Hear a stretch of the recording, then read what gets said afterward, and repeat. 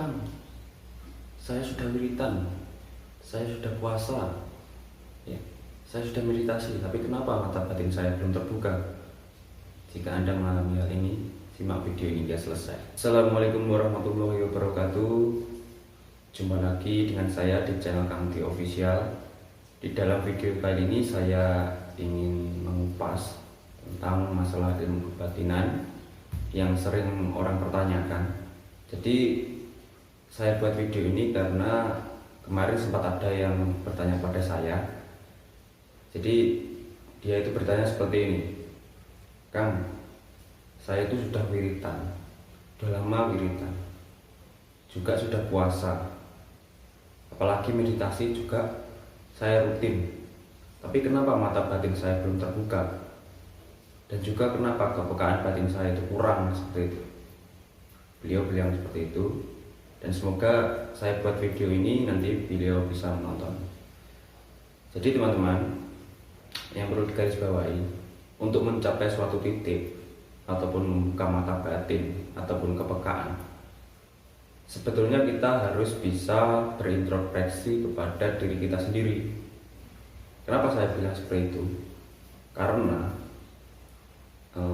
ketika seseorang belajar spiritual, apalagi tentang kebatinan, dan dia ingin membuka mata batin, yang langkah yang harus kita perhatikan yaitu apakah batin kita itu sudah bersih, seperti itu. Jadi jangan kita langsung berpikir jauh dulu. Jadi kita berpikir ke dalam diri kita sendiri dulu. Jadi bila mana batin kita atau hati kita itu masih kotor, itu akan sangat sulit untuk membuka mata batin ketika belajar. Maka dari itu ketika belajar, kita istilahnya kalau ada yang membimbing, kita kan biasanya puasa, wiritan, meditasi. Itu tujuannya lain besar itu yaitu untuk membersihkan batin kita atau hati kita, lahir dan batin, seperti itu ya. Jadi dengan kita nanti bersih, ibaratnya itu bersih, penghapusan dosa, istilahnya penebusan, nah seperti itu kan. Kita kan dari kecil sampai sekarang ini kan pasti banyak dosa, banyak kesalahan ya. Dengan kita wiritan, dengan kita puasa, intinya kita mohon ridhonya, intinya mohon ampunan, itu lama-kelamaan batin kita itu akan bersih dengan sendirinya. Dan ketika batin itu nanti bersih, insya Allah nanti kepekaan batin atau mata batin itu secara tidak langsung akan terbuka sendiri ya. Perlu digarisbawahi ya teman-teman. Jadi jangan kita istilahnya punya teman ataupun punya guru terus kita minta bukain mata batin, wah itu jangan, karena itu ada prosesnya. Kalau instan memang ada ya, instan itu memang ada. Jadi kayak ibaratnya saya punya guru ya, guru saya membukakan mata batin itu ada, tapi itu ya pasti guru itu berani membukakan mata batin kepada muridnya, pasti ada tingkatan tertentu ya. Jadi tingkatannya itu ada tertentunya. Jadi kan guru itu kan biasanya bisa nilai muridnya udah tahap mana itu kan udah bisa menilai kan guru. Jadi guru itu tahu, oh ini murid saya udah sampai di sini, di titik ini. Nah beliau biasanya kalau memang mata batin atau kepekaan itu si muridnya itu masih kurang, pasti nanti diberikan entah amalan, entah puasa, ataupun nanti dibukakan mata batinnya, seperti itu kan saya nggak tahu juga. Nah itu dalam tingkatan tertentu. Jadi buat teman-teman yang baru belajar biasanya itu ya, biasanya baru belajar, artinya baru setahun, dia sudah mengeluh seperti itu ya. Biasanya kebanyakan seperti itu. Jadi mengeluh, kenapa saya kurang peka, kenapa mata batin saya belum terbuka, seperti itu ya. Padahal dia itu baru 1 tahun mendalami dunia spiritual, seperti itu ya. Jadi saya pun belajar. Jadi saya itu belajar dari 2014an kalau nggak salah ya. Jadi 2014 itu saya belajar spiritual ya, belajar spiritual sampai sekarang. Itu lama prosesnya. Jadi nggak 1 tahun jadi itu nggak ada itu. Jadi itu ada proses-prosesnya, jadi ada tingkatannya seperti itu ya. Jadi buat teman-teman yang baru belajar baru-baru, pokoknya semangat terus saja. Jadi yakin saja sama diri panjenengan sendiri ya. Jadi yakin, semangat, istilahnya dibuat enjoy atau senang seperti itu. Nanti nggak terasa nanti insya Allah. Tapi kalau baru berjalan beberapa hari, puasa beberapa hari sudah mengeluh, wah itu malah nanti nggak jadi-jadi teman-teman ya. Jadi kita itu harus bisa mensugestikan kepada diri kita bahwa kita itu mampu atau bisa ya. Di lain sisi memang kita harus mengharap ridho Allah Subhanahu wa taala, punya keyakinan, kita berdoa ya seperti itu tetap. Tapi di lain sisi lagi kita itu harus mensupport diri kita sendiri. Dibuat enjoy, dibuat senang. Jangan buat hobi, nggak apa-apa buat hobi kayak saya ya. Jadi saya dulu itu memang seperti itu. Dalam dunia mendalami dunia spiritual, saya itu sering mengucapkan dalam hati saya atau dalam diri saya bahwa ini hobi saya seperti itu ya. Jadi dibuat enjoy nanti insya Allah kalau senang enak nanti bisa teman-teman. Nah itu untuk masalah itu. Dan satu lagi untuk teman-teman, jadi kita kalau bisa sering-sering sholat taubat ya, sering-sering sholat taubat, kita mohon ampunan seperti itu ya. Saya dulu juga sering, apalagi baru pertama masuk ke dalam dunia spiritual, itu sama guru saya itu dulu itu langsung disuruh sholat taubat teman-teman ya. Kenapa demikian? Karena itu yaitu kita harus mengakui dulu kesalahan kita, istilahnya apalagi kalau teman-teman punya orang tua, itu lebih baik teman-teman minta maaf dulu kepada orang tua teman-teman ya.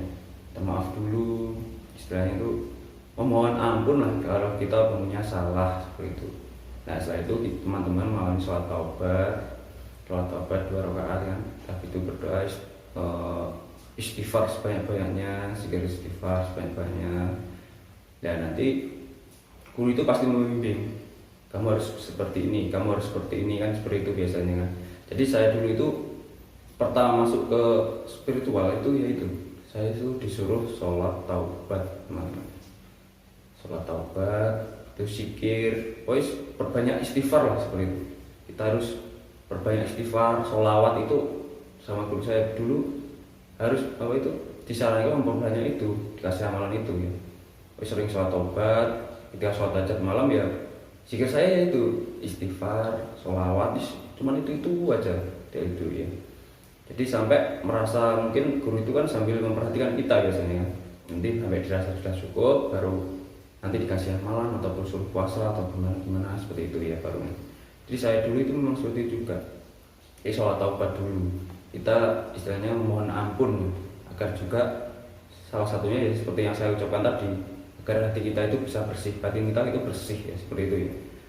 Kita bersihkan diri dulu istilahnya itu agar ketika bersih nanti ataupun wadah kalau kuning kan seperti itu kan, dan kan pasti disinarkan pasti mantul seperti itu kan, ya sama aja seperti itu ya.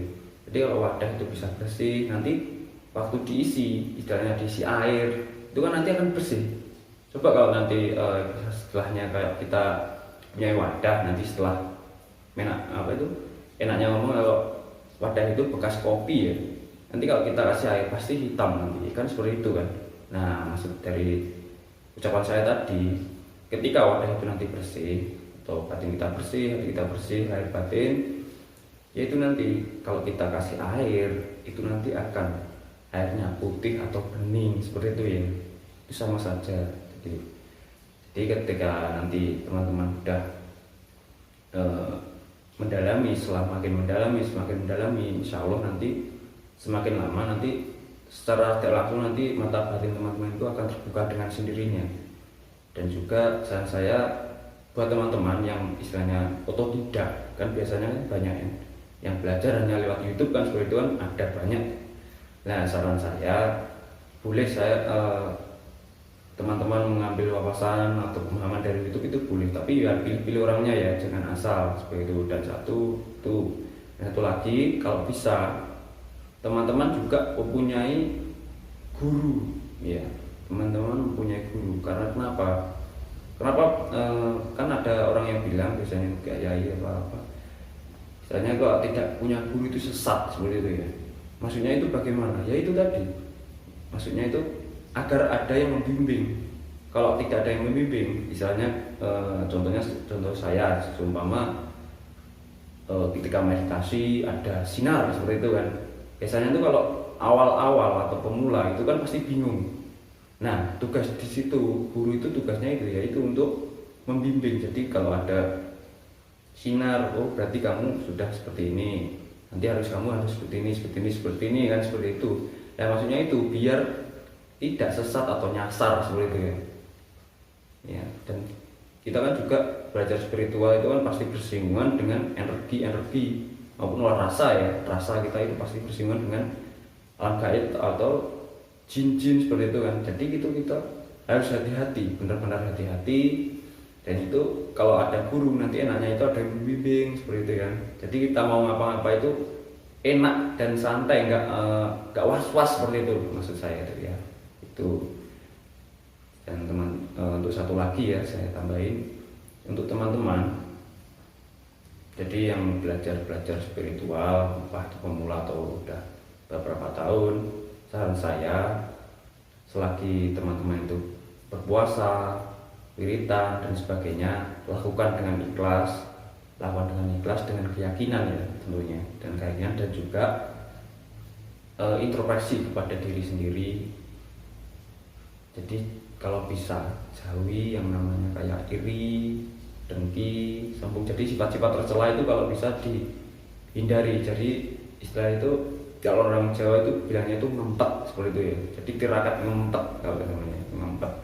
Ngempet itu kalau dalam bahasa Indonesia menahan. Jadi menahan nafsu seperti itu. Ya. Jadi menahan nafsu kayak ya tadi kayak sifat-sifat yang kayak gitu kalau bisa itu ditahan. Gimana nahannya? Yaitu kita harus bisa berpikir positif ya, jangan kita berpikir negatif.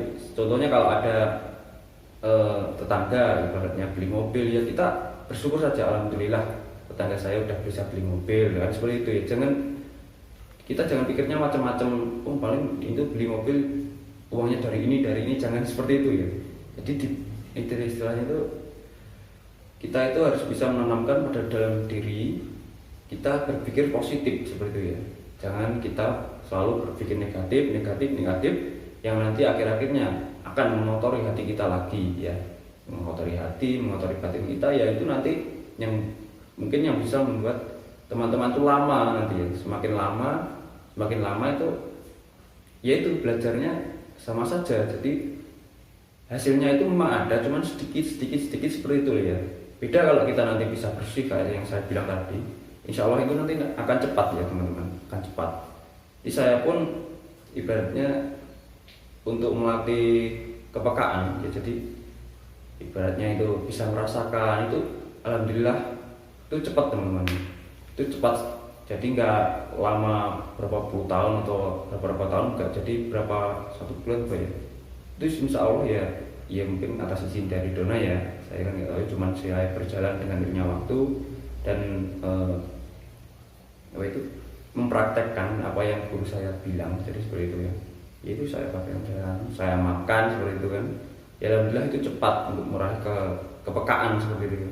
Maksudnya kayak misal kita benturan energi ataupun saya ibaratnya merasakan sesuatu, insya Allah itu lumayan cepat. Jadi nggak lama seperti itu ya. Ya walaupun kalau pemahamannya yang kurang kan seperti itu waktu dulu. Jadi tapi untuk merasakan itu insya Allah cepat kalau saya. Untuk pemahamannya memang harus seiringnya waktu walau pemahaman ya, tapi untuk merasakan saya dulu nggak begitu lama seperti itu ya. Karena kenapa? Ya itu tadi. Jadi waktu saya dulu belajar, jadi itu saya itu menanamkan diri saya sendiri itu untuk menahan ya. Jadi kalau di Jawa itu ada namanya ngempet babakan bawa songo. Jadi lubang-lubang 9 yang ada di dalam diri kita itu harus kita tahan. Jadi ibaratnya kayak tadi tirakat ngempet tadi ya. Jadi kita itu harus bisa menahan nafsu. Jadi kayak misal bicara itu juga jangan kebablasan seperti itu ya. Jadi kita itu harus bisa menahan bicara kita. Jadi bicara itu kalau bisa yang dilontarkan itu kalimat-kalimat yang positif atau yang baik seperti itu. Jadi saya dulu itu juga pendiam orangnya itu, jadi nggak banyak ngomong. Jadi saya itu sebisa mungkin itu apa yang guru saya bilang itu saya amalkan seperti itu ya teman-teman. Ini bukannya saya istilahnya itu sombong atau gimana, saya hanya ingin bercerita kepada teman-teman agar teman-teman itu bisa mengambil sisi positifnya seperti itu kan. Nah, nanti kalau bisa teman-teman terapkan apa yang saya bilang dari awal sampai ini tadi, insya Allah nanti kepekaan batin teman-teman itu akan meningkat secara drastis. Kalau tidak percaya silahkan buktikan sendiri seperti itu kan. Dan juga kalau bisa teman-teman harus yakin, pasrah, dan istiqomah. Insya Allah kalau teman-teman bisa menerapkan 3 hal itu adalah kunci sukses. Jadi kunci sukses menjadi spiritual itu yaitu entah itu spiritual apa saja lah, yaitu tadi yakin, pasrah, dan istiqomah. Memang ketiganya itu berat ya, ketiganya itu berat, tapi insya Allah kalau kita bisa berjalan dengan seiringnya waktu, nanti insya Allah ya akan semakin sebenarnya itu walaupun enggak 1% itu akan meningkat seperti itu ya teman-teman. Jadi teman-teman mungkin itu saja video kali ini, semoga bisa teman-teman pahami, semoga bisa bermanfaat. Saya wassalamualaikum warahmatullahi wabarakatuh.